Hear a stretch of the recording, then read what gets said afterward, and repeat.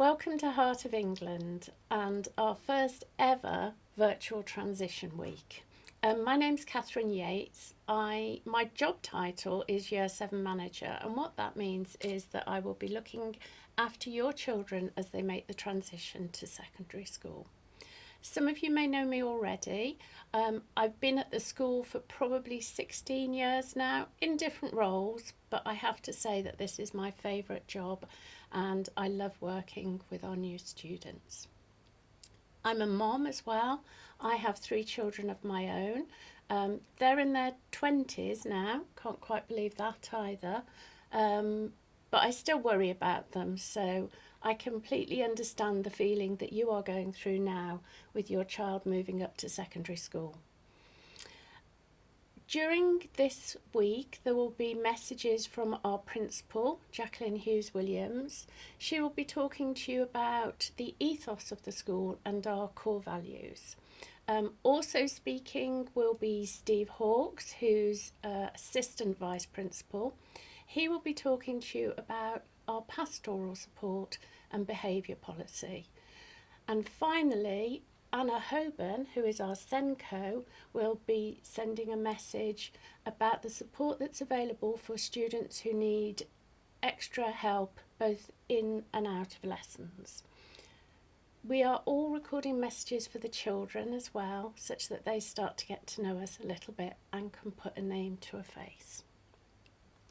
So in terms of this virtual transition, you will have received a letter about it last week via email, as that's the best method of communication at these times. As part of this, there will be more blogs, there will be these messages, and I'm excited to say that we've also got some challenges on there which will become available throughout the week for different subjects.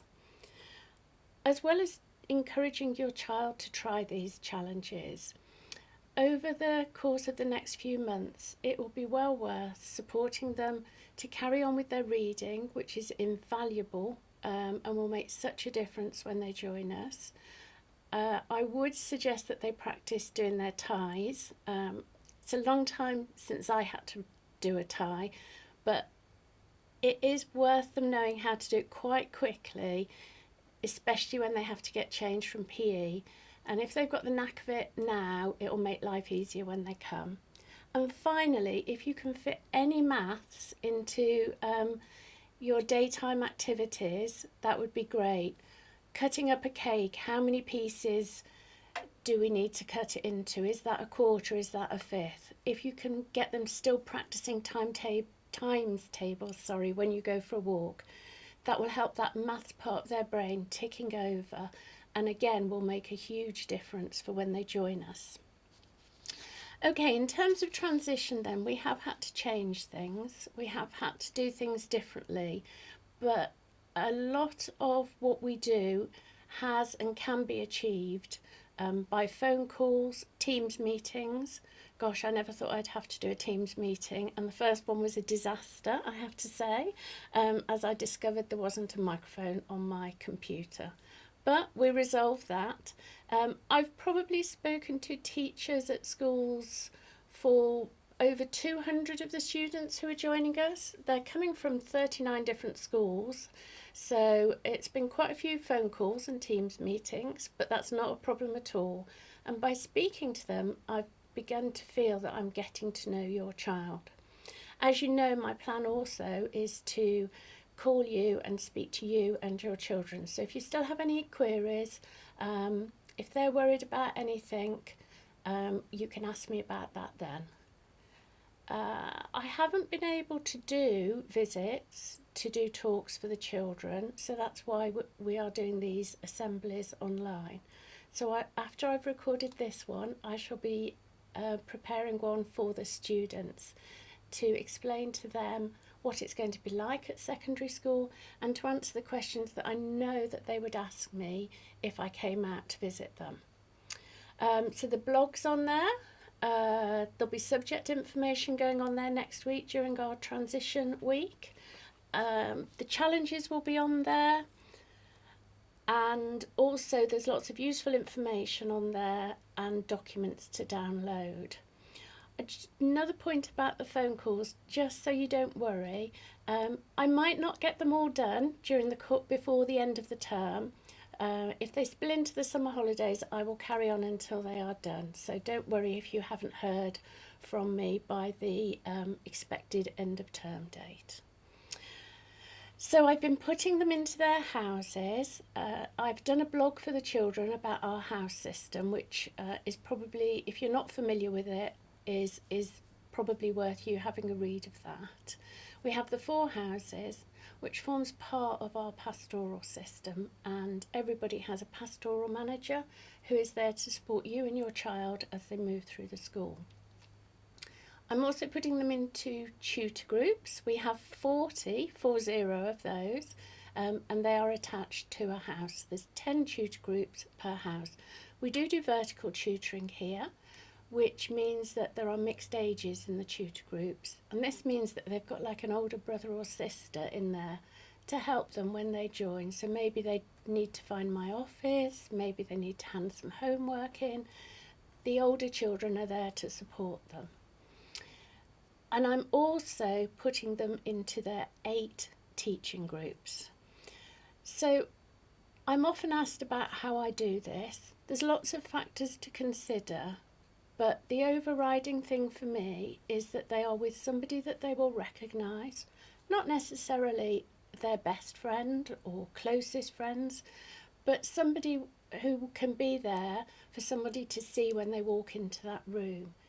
It's important to me that they make really good progress when they come here, and lessons are for learning, and that is what is key to their success here, that they are focused in lessons. I also want them to be happy, of course, and so social times is when they can meet with their friends.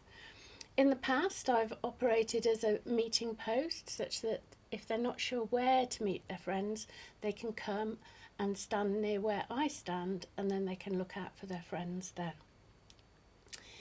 If you already have a sibling, if they already have a sibling at the school, they will be in the same house as that sibling, and that includes up to year 11 who have just left.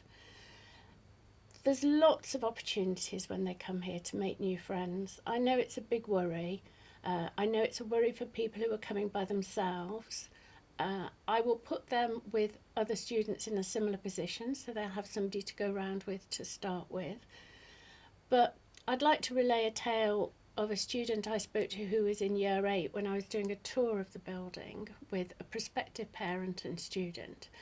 And this girl, who's absolutely lovely, said, I don't have any friends, and like my heart was in my mouth. I thought, oh my goodness.